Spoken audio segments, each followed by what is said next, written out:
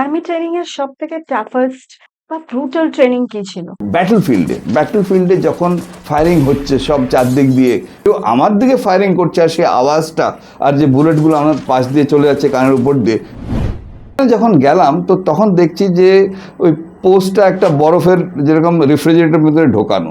Loopholes হলো যেখান থেকে আমরা গুলি চালাই, একটা মানে জানলা, ছোট একটা জানলা, তো ওখানে থেকে পুরো রক্ত লাগা।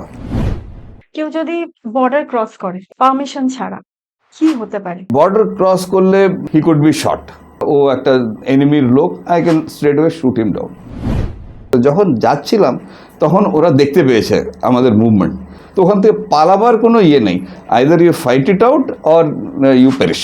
আমার গাড়ির নিচে ওরা একটা আইডি ব্লাস্ট করবার জন্য প্ল্যান করে রেখেছিল। আপনি কাউকে শুট করেছেন উইদাউট অ্যান অর্ডার? এমন কোনো ডিসিশন নিতে হয়েছে যেটাতে খুবই টাফ ডিসিশন ছিল কিন্তু যেহেতু প্রায়োরিটি নেশন ছিল? তখন একটা গ্রামের মাঝখান দিয়ে যাচ্ছিলাম, তখন ওরা আমার উপরে ফায়ারিং শুরু করলো। বুলেট প্রুফ জ্যাকেট, হেলমেট সব কিছুই পরে আছি। আমার পাশে যে আছে ওর দেখি গলার মধ্যে একটা এরকম একটা গেপিং হোল, তার মানে একটা গুলি ওর গলার মধ্যে ঢুকেছে। তো তখন যুদ্ধক্ষেত্রে কোনো ক্লোজ কালিগ বা অফিসার্সকে হারিয়েছেন চোখের সামনে? আমরা দুজনেই তখন কাশ্মীরে ছিলাম আর দুজনেই সেম টাইপ অফ অপারেশনই করছিলাম।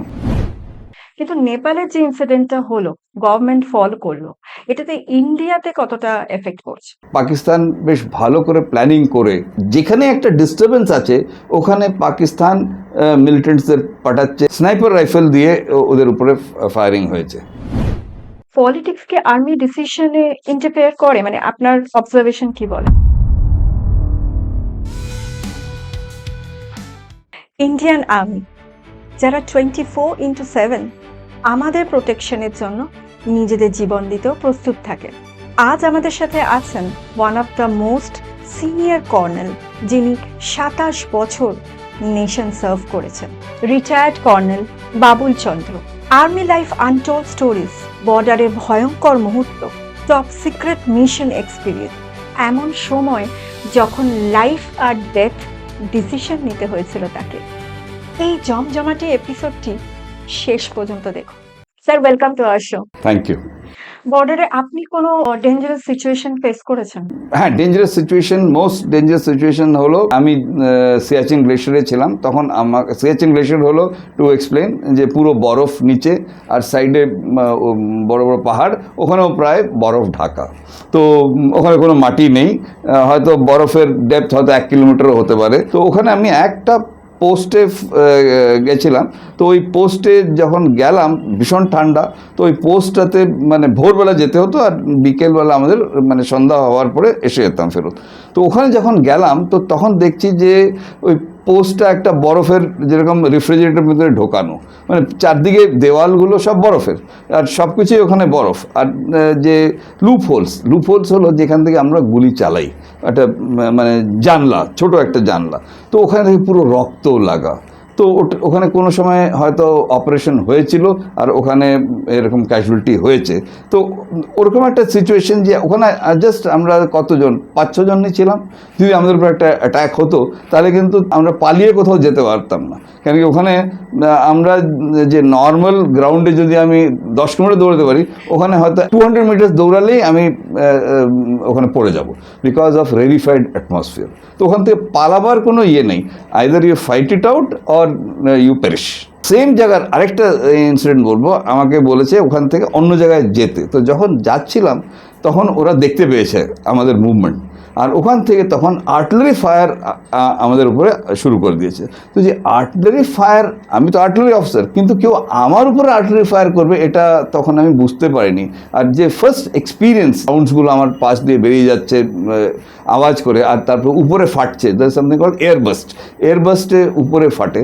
তো তখন ওইটা আমি দেখতে পাচ্ছি। তো ওটা I think that was the most scary. কিন্তু আমার সঙ্গে যারা ছিল তারা বললো, সাব কোই ডরনে কা বাত নেই, চলো। যখন ওখানে গেলাম, যেই পোস্টে আমাদের উঠতে হতো, ওখান থেকে প্রায় অ্যাবাউট 30 থেকে 40 মিটার্স শিয়ার ক্লাইম্ব, মানে ওখানে ল্যাডার লাগানো আছে, আর ল্যাডারগুলো একদম 90 ডিগ্রিজ, কোথাও কোথাও ল্যাডার হয়তো 90 ডিগ্রিজের বেশিও হয়ে গেছে। তো ওই রকম অ্যাবাউট 8টা কি 10টা ছিল, ওগুলো দিয়ে সোজা একদম ক্লাইম্ব করে আমরা পৌঁছে গেলাম, দ্যাট ইজ কল্ড লেজ। তো ওখানে যাওয়ার পরে দেখতে পাচ্ছি নিচে এনিমির পোস্ট সব দেখা যাচ্ছে। তো ওখান থেকে বললো আমাকে, সাব থোড়া দেখ কে আপ চলো, নেই তো ফায়ার আ সকতা হ্যায়। একটি ছোট র্যাপিড ফায়ার রাউন্ড রয়েছে। Toughest training exercise in army. Commando training. এক লাইনে ইন্ডিয়ান আর্মির biggest strength. Probably integrity. Border versus terror threat, কোনটা বেশি dangerous? Very difficult to say. Still you have to choose one. না, both are important in their own way. কেন কি if বর্ডারে আমরা একদম সিল করে দিয়েছি, কিছু হচ্ছে না, কিন্তু ইন্টারনালি যদি ওটা ডিস্টার্ব থাকে, ইট উইল রিচ আস। মানে আমরা সামনে ফায়ার করতে পারি, কিন্তু পেছনে ফায়ার করা ইজ ভেরি ডিফিকাল্ট। তো সেই জন্য we want hour back to be safe as well before we fight on the border. তো সেই জন্য টু স্টার্ট উইথ ইন্টারনাল ডিস্টারবেন্সটাকে আমাদের শেষ করতে হবে, তারপরে আমরা বর্ডারে এফেক্টিভ হব। কোনো একটা মিশন যেটা নেশনের জন্য খুব ক্রিটিক্যাল ছিল, বাট লাইফ রিস্কও ছিল। ফার্স্টলি পিওর অপারেশন যদি বলা হয়, তাহলে আমি অপ মেঘদূত, যেটা আমাদের সিয়াচিন গ্লেশিয়ারে হয়, ওটার মধ্যে আমি গেছিলাম। তাছাড়া ওরকম ফেস টু ফেস ফাইটিংয়ে আমি কোনো সময় ছিলাম না অন দি বর্ডার। তাছাড়া আমি কাউন্টার ইনসার্জেন্সি অপারেশন, মানে যে মিলিটেন্টদের এগেনস্টে আমি দেখতে পাচ্ছি আমার ওরা গুলি চালাচ্ছে, আমরা বুলেট প্রুফ জ্যাকেট, হেলমেট সব কিছুই পরে আছি, কিন্তু আমার পাশে যে আছে ওর দেখি গলার মধ্যে একটা এরকম একটা গেপিং হোল, তার মানে একটা গুলি ওর গলার মধ্যে ঢুকেছে। তো তখন আমাকে আমার উপর থেকে বলল যে ইমিডিয়েটলি ওকে হসপিটালে নিয়ে যাও, তুমি নিয়ে যাও। সো আমি ইমিডিয়েটলি ওকে ইভ্যাকুয়েট করে নিয়ে গেলাম, আর ও বেঁচে গেল। তো এটা একটা খুব ক্লোজ ইনসিডেন্ট, মানে আমার পাশে, ওইটা যদি 1 ফিট এদিকে হতো তাহলে আমার গলায়ও লাগতে পারতো। আরেকটা ইনসিডেন্ট আমি বলবো, যখন এগেন মিলিটেন্সি রিলেটেডই, আমার গাড়ির নিচে ওরা একটা আইডি ব্লাস্ট করবার জন্য প্ল্যান করে রেখেছিল। আমার গাড়িটা তো বেরিয়ে গেল, কিন্তু আমার যে এসকর্ট গাড়িটা, ওটা ব্লাস্টে হলো, এফেক্টিভ হলো। আইডিটা সাইড দিয়ে লাগানো ছিল ওই রাস্তার উপরে, কারণ কি ওটা পিচ রাস্তাতে ওরা উপর থেকে লাগাতে পারে না, ওটা সাইড দিয়ে লাগিয়েছিল। তো সেটা ওর এফেক্টটা বেশি হয়নি, তো ওখানে কোনো ক্যাজুয়ালিটি হয় না। হ্যাঁ, গাড়িটা নিশ্চয়ই খারাপ হয়ে গেছিলো, লস অফ লাইফ ওখানে হয়নি। তো এটা একটা মানে পরে যখন ভাবি যে ওটা তো আমার গাড়িতেও হতে পারতো। কারা করেছিল? মিলিটেন্টসরা ওখানে কাশ্মীরে। আর্মি ট্রেনিং এর সব থেকে টাফেস্ট বা ব্রুটাল ট্রেনিং কি ছিল? ব্যাটলফিল্ডে যখন ফায়ারিং হচ্ছে সব চারদিক দিয়ে, আর উপর দিয়ে আর্টিলারি ফায়ার হচ্ছে, আমরা দেখতে পাচ্ছি। তো ওই সবের একটা সিমুলেশন করা হয়, বাট অ্যাকচুয়াল মানে আমাদের ওই ক্রলিং করে যেতে হয়, একটা ওয়্যার এন্ট্যাঙ্গেলমেন্ট লাগানো হয়, তার নিচে দিয়ে আমাদের ক্রলিং করে যেতে হয়, আর উপর দিয়ে ওরা ফায়ারিং করে। তো ওই যে আওয়াজটা হচ্ছে যে ফায়ারিং, কেন কি আমরা তো ফায়ারিং করে হয়ে যাই, মানে একটা স্ট্যান্ডার্ড অ্যাচিভ করতে হয়, কিন্তু কেউ আমার দিকে ফায়ারিং করছে, আর সেই আওয়াজটা আর যে বুলেটগুলো আমার পাশ দিয়ে চলে যাচ্ছে কানের উপর দিয়ে, তো ওই জিনিসটার যে কাটাবার জন্য ওটাকে একটা ব্যাটল ইনাকুলেশন আমাদের করতে হয়। অনেকে হয়তো ফায়ারিংয়ে উইক, বা অনেকে হয়তো রানিংয়ে উইক, কিন্তু ওখানে ট্রেনিং করতে করতে আমরা সবই শিখে যাই। আর মানে আমরা যা অ্যাচিভ করি ওটা আমরাই মানে হয়তো ভাবতে পারি না যে এইগুলো আমরা অ্যাচিভ করতে পারবো। ডেঞ্জারাস ওয়েপন কি আমাদের ইন্ডিয়াতে? ডেঞ্জারাস ওয়েপন এখন অনেক আছে, different types for different targets. মানে সব টার্গেটের জন্য একটা ওয়েপন আছে। কিছু যেরকম ম্যান টু ম্যান কমব্যাট যেখানে হচ্ছে, সেখানে আমাদের স্মল আর্মস আছে, ওটা আমরা স্মল আর্মস বলি। বা গানস আছে যেখানে আমাদের দূরের টার্গেটকে করতে হয়। বা আমাদের কাছে রকেটস আছে, ওগুলো দিয়ে আমরা ফায়ার করতে পারি, ওগুলো হয়তো 30-40 কিলোমিটার্স রেঞ্জ। তো এরকম ডিফারেন্ট ওয়েপন্স আছে, ডিফারেন্ট কন্ডিশনসের জন্য, ডিফারেন্ট সিচুয়েশনসের জন্য। যেরকম দেখতে অটোমেটিক্স আছে, অটোমেটিকগুলো লাগানো থাকে যে এনিমিকে ফায়ার করে নিউট্রালাইজ করার জন্য দূরের থেকে, অ্যান্ড ভেরি এফেক্টিভ। কেউ যদি বর্ডার ক্রস করে পারমিশন ছাড়া, কি হতে পারে? বর্ডার ক্রস করলে he could be shot. If I feel ও একটা এনিমির লোক, I can straight way shoot him down. ঠিক আছে, ওখানে কোনো আর কারো অর্ডার্স চাই না, কিছু চাই না।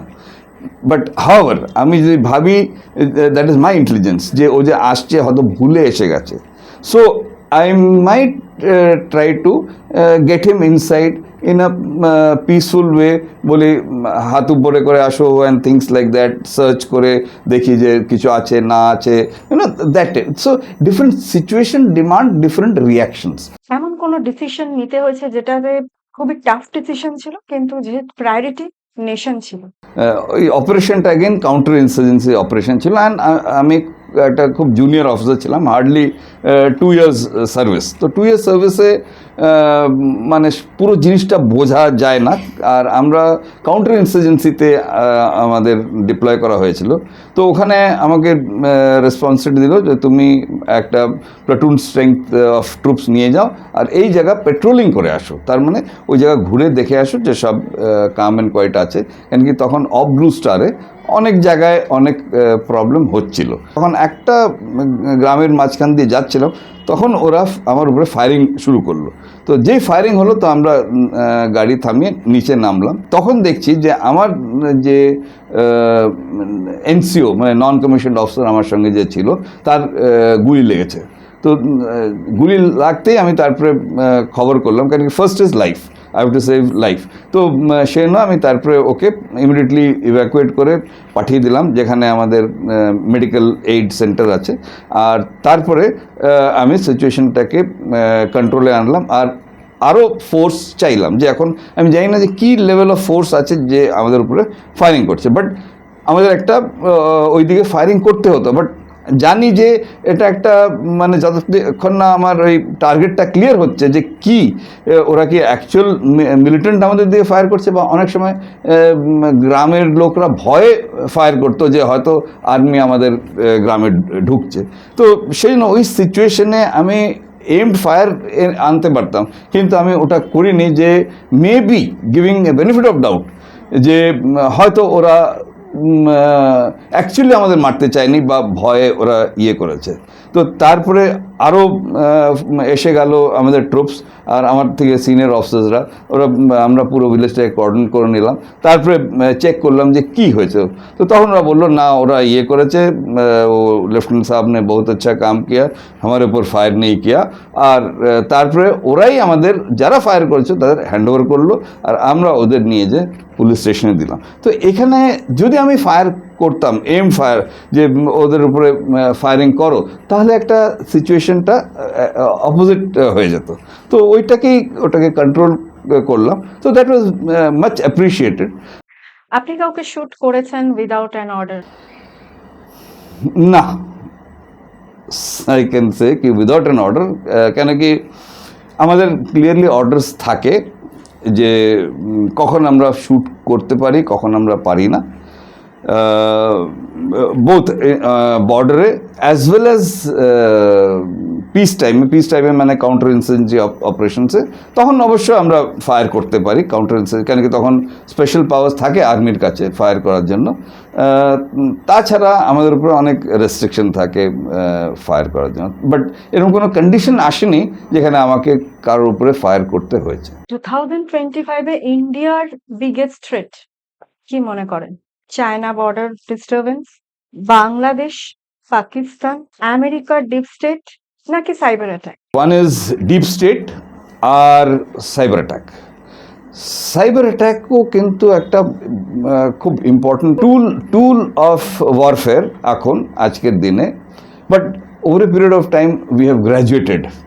আমরা আমাদের কমিউনিকেশন সিস্টেমকে শিল্ড করতে পারি ফ্রম সাচ অ্যাটাকস এতখানি। কেন কি আমরা আমাদের আর্মিতে ইন্ট্রানেট আছে, we do not use civil internet, আমাদের ইন্ট্রানেট আছে, ওটাতে আমরা কমিউনিকেশন করি, আর ওটার কোনো লিঙ্ক নেই বাইরের ওয়ার্ল্ডের সঙ্গে। আমাদের কাছে ইন্টারনেটও আছে, বাট ইন্টারনেটের কম্পিউটার আলাদা, মানে there is no link between আমাদের ইন্টারনেট অ্যান্ড ইন্টারনেট। তো সেই জন্য সাইবার অ্যাট্যাকের থেকে আমরা অনেকটা ইয়ে করতে পারি, but this is a big threat. কেন কি হয়তো ব্যাংকে একটা সাইবার অ্যাট্যাক হলো, So I have got account in a bank. So indirectly I may be influenced, but directly army operations এটা হয় না। আর তারপরে আমাদের যে রেডিও কমিউনিকেশন, কেন কি আমাদের সব জায়গায় তো লাইন কমিউনিকেশন হয় না, যেরকম টেলিফোন লাইন যেটা আমরা বলি, that is line communication. Radio communication হলো যেটা আমরা রেডিও সেটে বলি। Radio set is something like mobile phone, হ্যাঁ, ওটার মধ্যে, বাট ওটার কমিউনিকেশন ফ্রিকোয়েন্সি আছে অ্যান্ড ভেরিয়াস আদার মিনস আছে ওটাকে সিকিওর করা। তো সেজন্য আমাদের একটা সেপারেট ডিপার্টমেন্ট আছে, সিগন্যালস, কোর অফ সিগন্যালস বলা হয়, যেরকম আমি আর্টিলারি, ওরকম কোর অফ সিগন্যালস আছে, ওরা এইটাকে হ্যান্ডেল করে। And we are very efficient, মানে আমাদের কাছে স্যাটেলাইট কমিউনিকেশনও আছে, সব রকম কমিউনিকেশনই আছে, বিকজ উইদাউট কমিউনিকেশন আমরা যুদ্ধ লড়তে পারবো না। কেন কি এক জায়গায় যেখানে যুদ্ধ হচ্ছে, we might have made progress, কিন্তু আমাদের কিছু চাই, হয়তো আমাদের অ্যামিউনিশন শেষ হয়ে গেছে, তো ওখানে অ্যামিউনিশন চাই, তো উই হ্যাভ টু কমিউনিকেট। বা আমি দেখছি যে সাইডের থেকে আমার উপরে ফায়ারিং আসছে, তো আমি সাইডে যে ট্রুপস আছে তাদের যদি কমিউনিকেট করতে চাই যে তোমরা ওকে ট্যাকেল করো, আমি ওকে ট্যাকেল করতে পারছি না, so I have to communicate. So communication, এটা আমি একটা লোয়ার লেভেলে বললাম, একটা highest level also it is very important. তো cyber attacks are big threat, আমি এটা বলবো, but we are slowly overcoming and we can also cause cyber attacks on other countries. এই কেবিলিটিও আমাদের কাছে এসে গেছে, মানে we are prepared for that. And next হলো ডিপ স্টেট। কেন ডিপ স্টেট এতদিন আমরা ক্লিয়ারলি জানতাম না যে ডিপ স্টেটটা কী, কিন্তু প্রবলেমটা আমরা দেখতে পেতাম যে প্রবলেম একটা হচ্ছে, তো এটা কে করছে, কে পেছনে আছে। অ্যান্ড মেইন জিনিস হলো মোরাল অফ ট্রুপস। একটা ব্যাটল ফিল্ডে যদি মোরাল অফ ট্রুপস হাই থাকে, তারা কিছুই করতে পারে, দে ক্যান অ্যাচিভ এনি গোল। মানে যেরকম টাইগার হিল বা এরকম সব অপারেশন যা হয়েছে, দ্যাট ইজ নর্মাল মানুষ ওটা ভাবতেই পারবে না, বিয়ন্ড মানে ইমাজিনেশন, যে ঠান্ডা উপর থেকে ফায়ারিং হচ্ছে, তার মধ্যে ওরা চলে যাচ্ছে without caring about their life. তো ওরকম একটা সিচুয়েশন কেউ মানে চিন্তা করতে পারবে না যে আমাদের ট্রুপসরা করে। আমরা কি অপারেশন সিন্দুর 2 দেখতে চলেছি? অপারেশন সিন্দুর এখনো শেষ হয়নি, সেটা এখনো পজ হয়েছে, যেটা আমাদের গভর্নমেন্ট বলছে। তো এটা to a great extent it is successful. Great extent successful মানে আমাদের যা এইম ছিল, we have achieved the complete aim. That means initial আমাদের ছিল যে যেই টেররিস্ট আছে, ক্যাম্পস আছে, ওগুলোকে টার্গেট করা।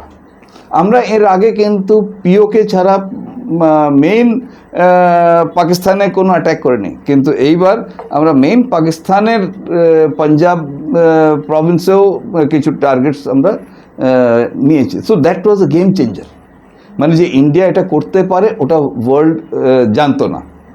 So we have graduated from that. আর তারপরে যখন আমরা বললাম আমাদের অবজেক্টিভ ইজ ভেরি লিমিটেড, আমরা খালি এই কোনো সিভিলিয়ানকে আমরা মারিনি, কোনো মিলিটারি টার্গেটসকে আমরা মারিনি ফার্স্ট ডে যেটা হলো। কিন্তু তারপরে যখন ওরা আমাদের টার্গেটস মিলিটারি ইনস্টলেশন বা সিভিলিয়ানকে মারা শুরু করলো, then we retaliated and that retaliation was very effective. মানে আমরাই এটা জানতাম না যে এরকম একটা কিছু অ্যাচিভ করা যায়।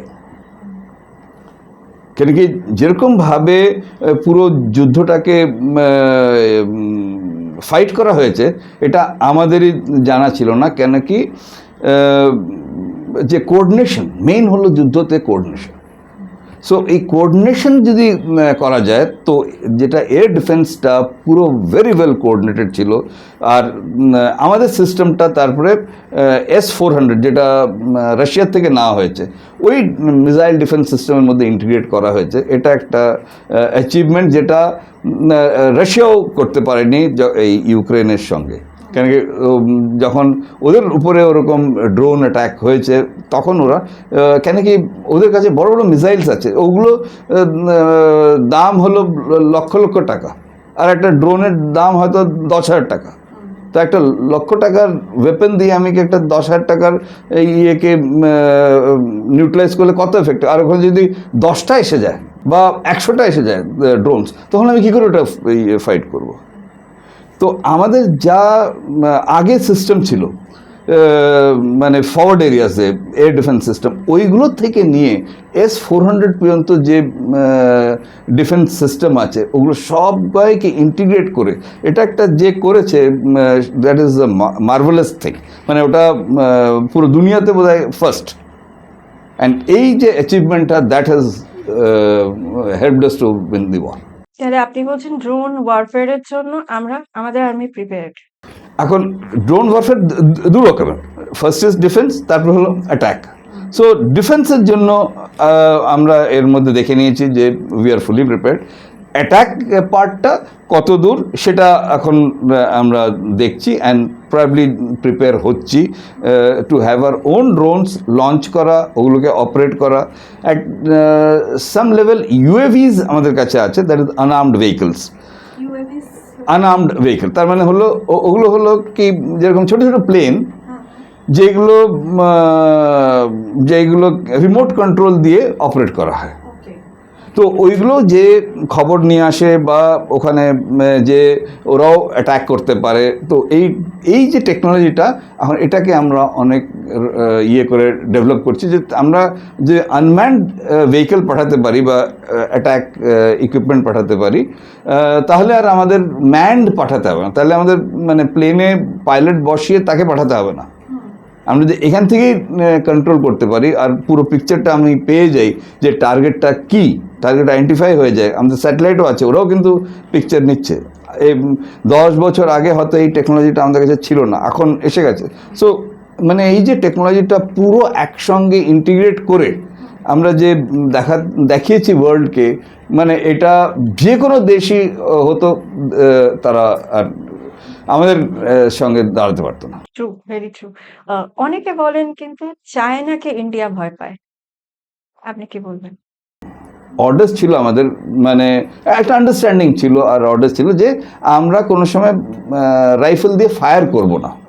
মানে আমার সামনে যে চাইনিজ সোলজার আসে, তো ও ফায়ার করবে না, আমিও ফায়ার করবো না। হ্যাঁ, ওটার রাইফেলের বাট মানে পেছন দিকটা যে থাকে ওটা দিয়ে আমরা ফাইট করতে পারি, ধাক্কা দিতে পারি, কিন্তু আমরা গুলি চালাবো না। কিন্তু এই সিচুয়েশনে ওই অর্ডারটা শেষ হয়ে গেল, অ্যান্ড তখন ওরা ফায়ার করার মানে পারমিশনটা ওরা পেয়ে গেল। আর একটা মেইন চেঞ্জ হলো যে ফায়ার করতে হলে আমাদের উপর থেকে অর্ডার দরকার ছিল, কিন্তু এই প্রেজেন্ট গভর্নমেন্ট ওই অর্ডারটা ওই কমান্ডিং অফিসারকে দিয়ে দিয়েছে যে তুমি যদি ভাবো যে the situation warrants that you have to fire, তাহলে তুমি ফায়ার করতে পারো। তো এই যে পাওয়ারটা, এই পাওয়ারটা was a very important game changer. তো সেই জন্য ওই গালওয়ানের থেকে যে আমরা ওদের দেখিয়েছি, ওরা এখন আমাদের ট্রুপসকে ভয় পায়। আর আমাদের কাছে ওয়েপন্স এসে গেছে, সিস্টেমস এসে গেছে। তার মানে লাদাখ হলো একটা জায়গা যেখানে খালি গরমের দিনেই গাড়ি যেতে পারতো বা আমরা ওখানে হেভি লিফট করতে পারতাম, কিন্তু এখন আমাদের কাছে হেভি লিফট ইকুইপমেন্ট এসে গেছে। তার মানে এয়ারক্রাফটস আছে, হেলিকপ্টার্স আছে। সেই জন্য আমরা কুইকলি সৈন্য সামন্ত অ্যান্ড ইকুইপমেন্ট নিয়ে ওখানে দিতে পারি যে তোমরা যুদ্ধ করো। তো এটা 1962 থেকে আমরা অনেক অ্যাডভান্স হয়ে গেছি। হ্যাঁ, আর আমাদের যা দরকার আমরা ওই জিনিস নিয়ে নিয়েছি, আছে আমাদের কাছে, আরও আমরা ওটাকে ডেভেলপ করছি। কিন্তু নেপালের যে ইনসিডেন্টটা হলো, গভর্নমেন্ট ফল করলো, এটাতে ইন্ডিয়াতে কতটা এফেক্ট করছে? হ্যাঁ, আমাদের নেইবারিং কান্ট্রিজে, সেটা আমি শ্রীলঙ্কার থেকে শুরু করি বা বাংলাদেশ বা নেপাল, ভুটান নিচ্ছি না আমরা, নেপাল পর্যন্ত কিছু হয় তার একটা এফেক্ট আমাদের উপরে আছেই। অ্যান্ড যেখানে একটা ডিস্টারবেন্স আছে ওখানে পাকিস্তান মিলিটেন্টসদের পাঠাচ্ছে আর ওরা আমাদের দেশে ঢুকতে পারছে। কেন কি পাকিস্তানের এগেনস্টেই আমাদের প্রপার ফেন্সিং আছে, টু আ গ্রেট এক্সটেন্ট। কোনো কোনো এরিয়াতে নেই, ওখানে হতে পারে না, বা এত বরফ পড়ে যে ওটা ঢেকে যায়, বরফের উপর দিয়ে আসতে পারে। বাট দেন নর্মাল সিচুয়েশনে বা অনেক নদী আছে তার মধ্যে ফেন্সিং ওরম করে করা যায় না যে কেউ ওটাকে ক্রস করতে পারে। কিন্তু নেপালের এগেনস্টে কোনো আমাদের ফেন্সিং নেই, এটা ওপেন বর্ডার, ওখানে কোনো আর্মির ডিপ্লয়মেন্ট নেই, ওখানে কোনো বিএসএফ এর ডিপ্লয়মেন্ট নেই। হ্যাঁ, পুলিশ, স্টেট পুলিশই গার্ড করছে। তো এরকম সিচুয়েশনে যে ডিস্টার্ব যখন আছে তখন ওখান থেকে ওরা আমাদের দেশে আসতেই পারে। বাট যেরকম সিচুয়েশন ডেভেলপ হয় আমরা ইমিডিয়েটলি ওটাকে কাউন্টার করি। তো যা দরকার ওগুলো ঠিকই আমরা ওখানে এখন ডিপ্লয় করে দিয়েছি। তো ওইগুলো আমরা লুক আফটার করতে পারি। And I am sure better sense will prevail and things will come back to normal. অনেক সময় বলা হয় দেশের মধ্যে ইন্টারনাল থ্রেট একটা প্রবলেম ক্রিয়েট করে। আপনার এক্সপিরিয়েন্স কি বলে, বর্ডার থ্রেট বেশি ডেঞ্জারাস নাকি internal threat? This is a very interesting question. কেন কি আমি বলবো, যখন এই জম্মু অ্যান্ড কাশ্মীরের মিলিটেন্সিটা শুরু হলো তার আগে পাকিস্তান বেশ ভালো করে প্ল্যানিং করে এই পাঞ্জাব স্টেটে একটা ডিস্টারবেন্স ক্রিয়েট করার চেষ্টা করেছিল, that means of blue star. কেন কি ওরা জানে যে জম্মু অ্যান্ড কাশ্মীরে যদি কিছু করতে হয় আমাদের ট্রুপস পাঞ্জাবের থ্রু দিয়ে যাবে। সো ইন কেস ওখানে একটা ডিস্টার্ব স্টেট হয়ে যায় বা খালিস্তান প্রিডমিনেন্ট হয়ে যায় আর ইন্ডিয়ান আর্মি ওখানে ইনএফেক্টিভ হয়ে যায়, তাহলে জম্মু অ্যান্ড কাশ্মীর আমরা হেরে গেছি। তো সেই জন্য মানে দুটো কিন্তু পাকিস্তান যা করছে দুটো লিঙ্কড। উই ক্যানট সে কি বর্ডারে যা হচ্ছে তার সঙ্গে ইন্টারনাল ডিস্টারবেন্সের কোনো কানেকশন নেই। ওরা আগে ইন্টারনাল ডিস্টারবেন্স ক্রিয়েট করে, তারপরে যে ওখানে বর্ডার সিচুয়েশনে একটা প্রবলেম ক্রিয়েট করে। বা স্টেটে, জম্মু অ্যান্ড কাশ্মীর স্টেটে যে 90s দিকে যে প্রবলেমটা শুরু হলো তার আগে ওরা একটা পাঞ্জাবে ইন্টারনাল ডিস্টারবেন্স ক্রিয়েট করার চেষ্টা করেছিল। তো ওইটা আমরা ফুলি নিউট্রালাইজ করে ফুল কন্ট্রোলে এসে গেছিলো। আর তারপরে যখন জম্মু অ্যান্ড কাশ্মীরে ওরা প্রবলেমটা ক্রিয়েট করার চেষ্টা করলো তখন আমাদের আর্মি যে ওটাকে সময় লাগলো, বাট টোটালি ওটাকে মানে to a great extent I would say, if not totally neutralize করতে পেরেছে। রিসেন্টলি মণিপুরের কেসটাও হলো, plus Jammu and Kashmir incident. Internal security handling নিয়ে আপনার মতামত কি? এই ইন্টারনাল সিকিউরিটির যেটা মণিপুরের প্রবলেমটা অনেক মানে কমপ্লেক্স, সেই জন্য ওটার কোনো কুইক ফিক্স সলিউশন নেই। তো সেই জন্য ওটাকে ওখানে গ্রুপস আছে, ওই গ্রুপসদের ম্যানেজ করা, আর নিশ্চয়ই কোনো গ্রুপকে বাইরের থেকে সাপোর্ট পাচ্ছে, আর্মস অ্যামিনেশন পাচ্ছে, ট্রেনিং পাচ্ছে। কেন কি উইদাউট ট্রেনিং কেউ এখানে একটা প্রবলেম ক্রিয়েট করতে পারে না। আমি যদি আজকে তোমাকে একটা রাইফেল দিয়ে দিই যে যাও ফায়ারিং করো, তুমি কি পারবে? তুমি পারবে না। তুমি বলে এটা ফায়ারিং কী করে করো, আমি তো তাই জানি না। তো একটা বেসিক ট্রেনিং না দিলে তো ওরকম ইন্টারনাল ডিস্টারবেন্স ক্রিয়েট করা বা রাইফেল চুরি করে নিয়ে যাওয়া একটা পুলিশের আর্মারির থেকে, এটা একটা উইদাউট ট্রেনিং এটা হয় না। এখন এই যে নেপালে যে ইনসিডেন্ট হলো যেখানে অনেক স্টুডেন্টসরা মারা গেছে, পুলিশ বলছে ওরা ফায়ারিং করেনি, তাহলে কে ফায়ারিং করলো? এটা একটা বড় কোশ্চেন মার্ক। এটা এখন আমাদের মিলিটারি সার্কেলসে ডিসকাস হচ্ছে। অ্যাজাম্পশন কি বলছে? অ্যাজাম্পশন বলছে সাম ট্রেন্ড পিপল ওরাই ফায়ার করেছে এই স্টুডেন্টসদের উপরে, and some probably sniper rifle দিয়ে ওদের উপরে ফায়ারিং হয়েছে। ইনসাইডার্স অফকোর্স ইনসাইডার্স, মানে পুলিশ ফায়ার করেনি স্টুডেন্টসদের উপরে, কিন্তু কে ফায়ার করলো? এটা একটা যে ডিপ স্টেট, এটা একটা ডিপ স্টেটের গেম। উইমেন ইন কমব্যাট, অনেকের ধারণা মেয়েরা ফিজিক্যালি ওই টাফনেসটা হ্যান্ডেল করতে পারবেন। ভূমিকা সিং, সুফিয়া কুরেশি, এয়ারফোর্সে অনেক এখন ফাইটার পাইলটস এসে গেছে।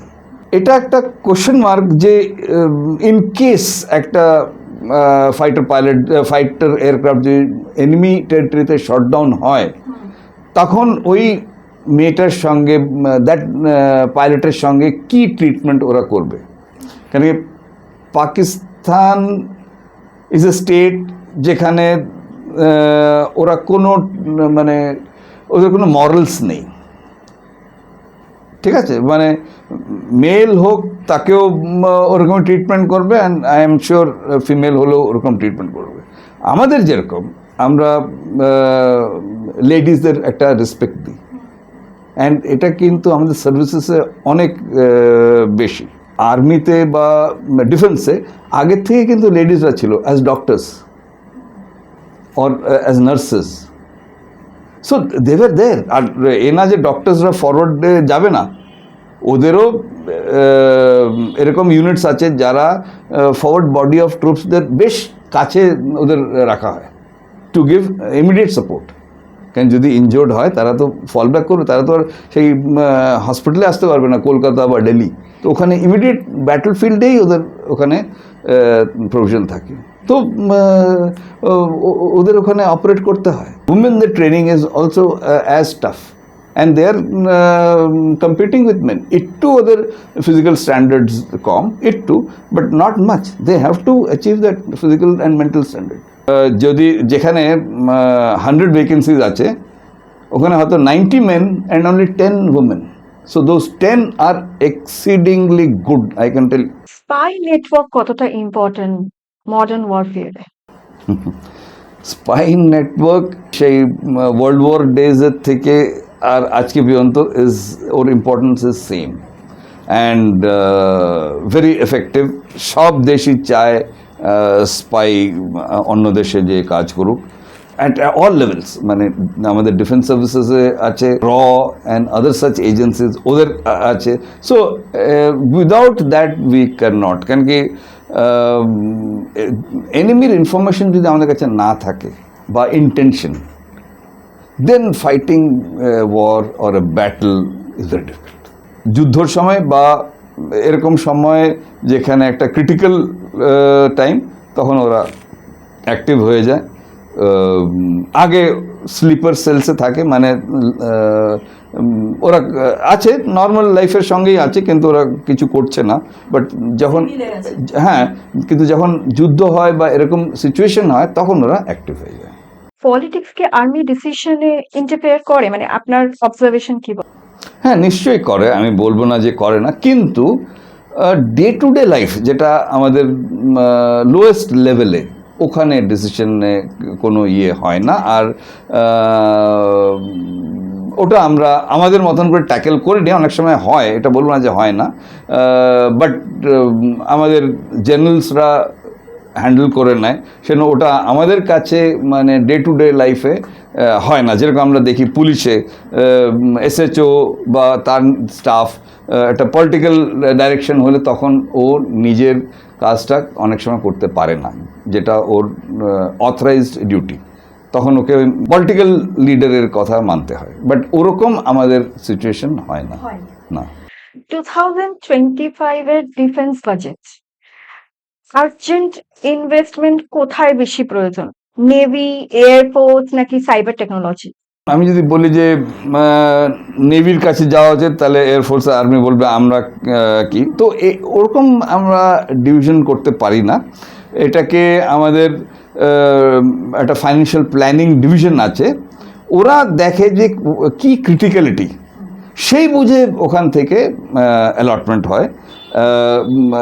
সব ডিভিশনকেই দেওয়া হয়, সাইবার সিকিউরিটিকেও দেওয়া হয়, বা সাইবার কাউন্টার সাইবার যে মেজার্স আছে ওইগুলোকে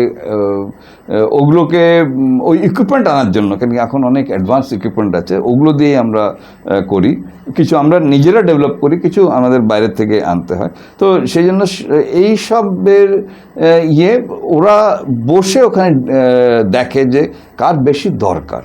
এরকম বলা যাবে না যে মানে সব তিনটে ফোর্সেসই প্রায় ইকুয়াল একটা লেভেলে আছে। এখন যেরকম অনেক MiG-21 স্কোয়াড্রনস, না সব MiG-21 স্কোয়াড্রনস এখন MiG-21 এয়ারক্রাফটস এখন হয়ে যাচ্ছে, ডিকমিশন হয়ে যাচ্ছে। তো তাহলে ওর জায়গায় আমাদের অন্য এয়ারক্রাফটস আনতে হবে। তো ওই সব ওরা স্টাডি করে যে ইমিডিয়েট রিকোয়ারমেন্ট কী, হয়তো কোথাও আমাদের আর্মির জন্য কিছু চাই, তো ওটা ওরা করে তারপরে ওটাকে ডিস্ট্রিবিউট করে। আর্মিতেই কেন, মানে আর্মিতে আসার ইন্সপিরেশন কোথা থেকে পেলেন? ফার্স্টলি আমার বাবা নিজেই এয়ারফোর্সে ছিলেন। আমি পড়েছি কেন্দ্রীয় বিদ্যালয়ে, আগে সেন্ট্রাল স্কুল বলতাম। তো ওখানে সব ওরকম বাচ্চারাই আসতো। তো ছোটোবেলার থেকে একটা ইন্সপিরেশন ছিল যে ডিফেন্স অফিসার হব আমরা। অ্যান্ড অ্যাজ থিংস প্রগ্রেসড আমি গ্র্যাজুয়েশন করলাম ব্যাঙ্গালোরের থেকে। তো ওখানে গ্র্যাজুয়েশন পরে হোয়াট নেক্সট, তো Sen combined defence service exam appear হলাম। তো ওটা পাস করে গেলাম, তারপরে ইন্টারভিউতে গেলাম যেটা SSB বলে। তো ওখানেও ফর্চুনেটলি একবারেই ক্লিয়ার হয়ে গেল, কারণ ওটা একটা ভেরি ডিফিকাল্ট একটা পরীক্ষা যেটা অনেকে একবারে করতে পারে না, বাট ফর্চুনেটলি আমি একবারেই ওটা করে নিলাম। তো but I joined as a short service officer. Short service মানে 5 বছরের আমাদের কন্ট্রাক্ট থাকে। ওরা তারপরে একটা মেরিট দেখবে যে am I really suitable for the army. তো ওই মেরিটে যখন আসবো তখন আমাকে ওরা বলবে যে okay you can carry on. তো ওখান থেকে একটা নতুন লাইফ আবার শুরু হলো। সো এটার ইন্সপিরেশন হলো কি যে একটা মানে কুছ করকে দিখানা হ্যায়। তো এখন maybe defence services is the easiest and the best আমি বলবো, কেন কি নেক্সট বেস্ট অপশন তখন আমাদের ছিল সিভিল সার্ভিসেস। সেটা সবাই জানতো যে civil services is not a easy cup of tea. তো সেই জন্য ডিফেন্স সার্ভিসেসে হয়ে গেল। আপনি যখন প্রথম আর্মিতে এলেন, প্রথম 1-2 বছর আপনার এই যে কমপ্লিটলি ট্রান্সফর্ম করে দেওয়া মাইন্ডসেট, এটা কিভাবে হলো? হ্যাঁ, এটা আমাদের ট্রেনিং পিরিয়ডেই এই ট্রান্সফরমেশনটা শুরু হয়ে যায়। Physical as well as mental build up, যা ওদের বেসিক রিকোয়ারমেন্ট ওটা ওরা আমাদের শিখিয়ে দেয়, দ্যাট ইজ কোয়াইট ইজি। কিন্তু ফিজিক্যাল অ্যান্ড মেন্টাল বিল্ড আপটাই হলো মেন। মানে যেরকম প্রথম দিন এসেই অনেকে বলে যে হ্যাঁ আমি এসছি এই পরীক্ষা ক্লিয়ার করে, আমার বক্স এখানে, আমার বেডিং এখানে, কে আছে নিয়ে যাও। তখন আমাদের সিনিয়র হয়তো ওখান দিয়ে আসছে, বললো যে আচ্ছা তুমি এই জন্য এসছো, ওটা তোমার মাথায় ওঠাও আর তুমিই নিয়ে চলো। আরে এ কি, আমি তো এখানে অফিসার হতে এসেছি, আমার মাথায় এগুলো কি? তো বাট ওইখান থেকে আমাদের গ্রুমিং শুরু হয়। মানে মোস্ট ইন্টারেস্টিং, হয়তো কারো বাড়ি থেকে চিঠি আসলো, যার বাড়ি থেকে চিঠি আসলো তাকে আরও কিছু পানিশমেন্ট দেওয়া হয় to make him physically fit. মানে সেটা তো ও করবেই, যে আমার থেকে ঘর থেকে চিঠি এসে ওটা আমি পড়বো, তো ওটার জন্য আমাকে একটা পানিশমেন্ট দেয়। সেটা হলো ফিজিক্যাল ফিটনেস আমার ইমপ্রুভ হচ্ছে। তো এরকম করে ওরা যে সিনিয়ররা যা আমাদের করে ট্রেনিং দেয়, ওটাকে ইন শর্ট বলা হয় র্যাগিং। তো ওই র্যাগিংটা ওটা ওরকম। কিন্তু যেই আমরা অফিসার হয়ে গেলাম, তো সবাই কিন্তু আমাদের বন্ধু। তখন আর কোনো ওই জিনিস নেই যে ও আমার সিনিয়র ছিল বা ও আমার জুনিয়র ছিল, বা আমাদের যে নন কমিশনড র্যাঙ্কে যারা আমাদের ট্রেনিং দেয়, ওরা যেই আমাদের ট্রেনিং শেষ হয়ে যায়, আমি অফিসার হয়ে যাই, ওরা ফার্স্ট আমাদের স্যালুট করে।